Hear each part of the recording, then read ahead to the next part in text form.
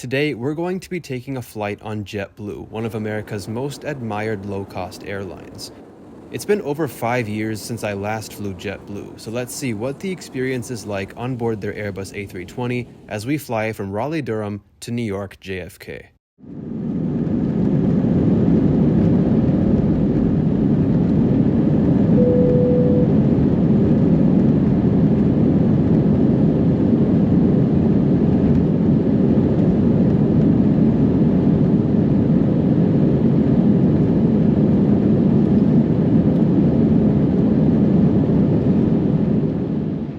Good morning from RDU Airport's Terminal 2, where after arriving from Tampa on Breeze Airways, I had a 2-hour layover before catching my next flight. It was my first time at RDU Airport, and overall I found it to be very neat and clean.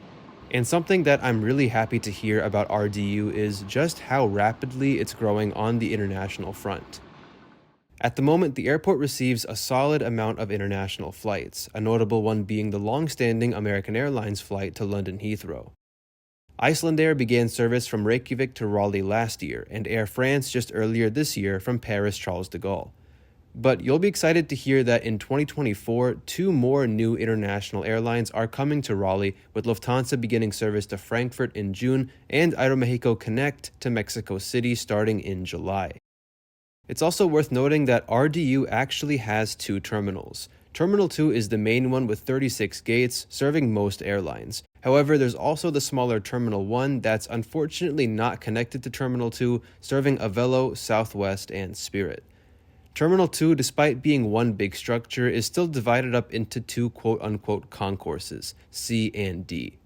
Our flight this morning will depart from gate C7, and I got back to the gate right in time to catch our inbound aircraft arrive from JFK. It's worth noting that this flight was supposed to be on the A320-300, though unfortunately it suddenly changed to the A320 earlier that morning.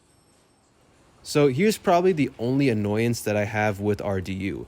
All of the windows in the terminal, at least where I was, have lines across the windows that make it rather challenging to see outside. If you like plane spotting, well, this might be the only roadblock.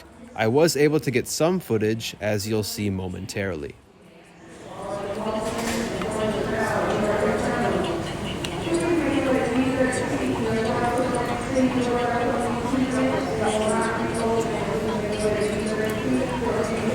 This is Ellis Hankins, Chair of the Raleigh-Durham Airport Authority Board. On behalf of our RDU team and our greater Research Triangle communities, thank you for flying RDU. Safe travels. Now, while making this video, only now did I realize that this flight to JFK would be the last revenue flight for this A320 before it went down to El Salvador for routine maintenance. The aircraft has spent over a month in San Salvador and as of December 19th has resumed revenue flying for JetBlue.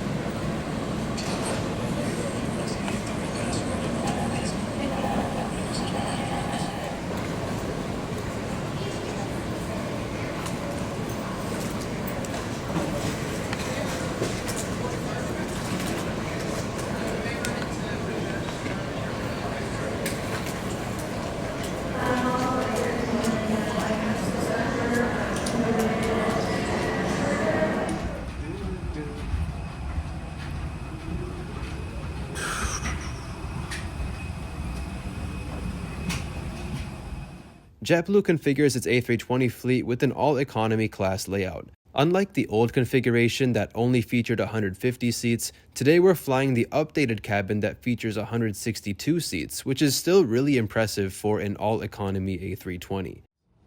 This morning, I'm in 18A, and the updated seats come with adjustable headrests and great seat padding, although my seat cushion was quite loose. The seatback features a large entertainment screen with a USB-A port and headphone jack. Below is the tray table and one of the nicest seat pocket designs I've ever seen on any US carrier. The literature is confined to a specific area, so you still have a large pocket, a small strap, and 2 smaller pockets, all for personal belongings. JetBlue's legroom is among the best, so I had no issues with space, and I was glad to see more USB and universal power in between seats. Finally, above the seats are the usual amenities such as reading lights, air vents, and 2 call buttons.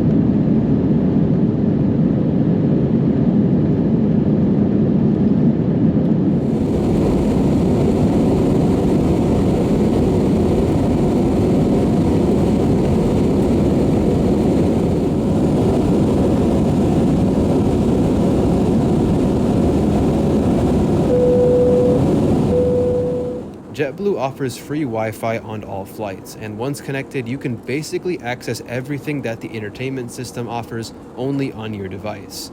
But one really cool feature of the entertainment/Wi-Fi system is the ability to use your device as a remote control. You simply enter a specific code and then you're all set. It's a really helpful feature considering aside from this, the entertainment system is all touchscreen and there is no remote. I've never done something like this before, so using my iPad for a short while as a remote control was super cool. Now, depending on your preference, the screens can be tilted up or down, which is always appreciated. The screen itself was very responsive, so I really didn't need to use my iPad as a remote. The system contains live TV options and lots of on-demand content. One of the cooler features is the ability to check the status of your connecting flight should you have one. Listed are various JetBlue connections and also those of partner airlines. My connection was to Chicago, so naturally that's the one I was concerned with. The 3D in-flight map can be accessed by pressing this marker icon. This is definitely one of the more detailed maps I've encountered, and it was fun to play around with. It even gives you some basic information about the cities you're flying by. The entertainment system also lets you browse the in-flight snacks menu despite it also being printed in the seat pocket. Drinks were passed out first during the flight, and I had gone with a cup of water. Now, unfortunately, the power outlets at my seat suddenly stopped working in flight, and I'm not sure if this was the case for the entire plane. Eventually, they started working again shortly before we were beginning descent.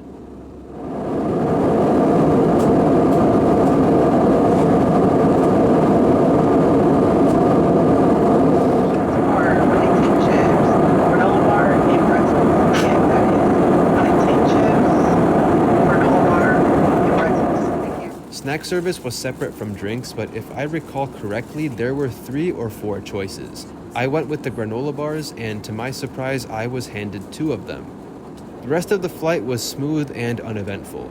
The already plentiful legroom was made even better by the fact that I had an empty middle seat. But soon enough, we were passing the coast of New Jersey and starting our descent into JFK.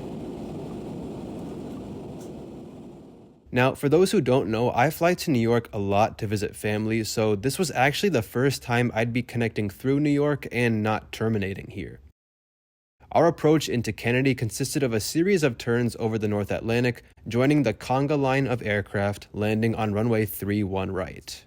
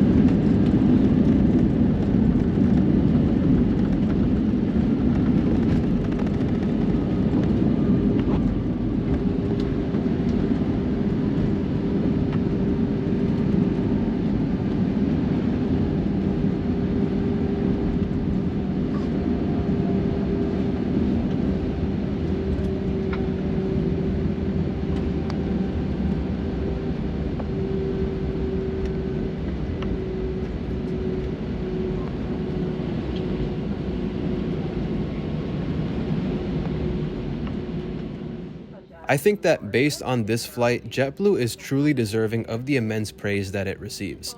Its new cabin interiors are fantastic, the crew is very attentive, and our flight was on time. I can definitely say that JetBlue's A320 and, based on the cabin, the A220 and A321 are very enjoyable to fly in economy and would truly recommend them. I definitely have the opposite to say about the Embraer 190 that I'm flying next to Chicago, but stay tuned for that video coming next week.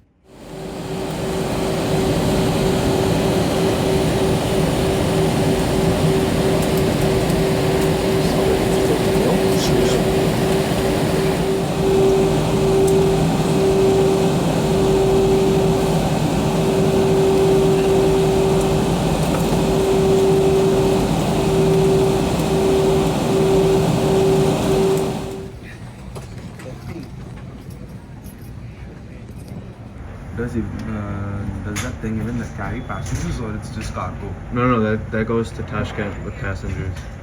But it's very low, right? Apparently it's popular. Thanks a lot for tuning in today, and let me know what you think of JetBlue and how your experiences have been. It definitely felt weird to be back in New York and know that I wouldn't be going to visit family, but still I was looking forward to exploring JFK for the next few hours. We'll pick up right around here in next week's video, but until then, take care everyone, and I'll see you next time.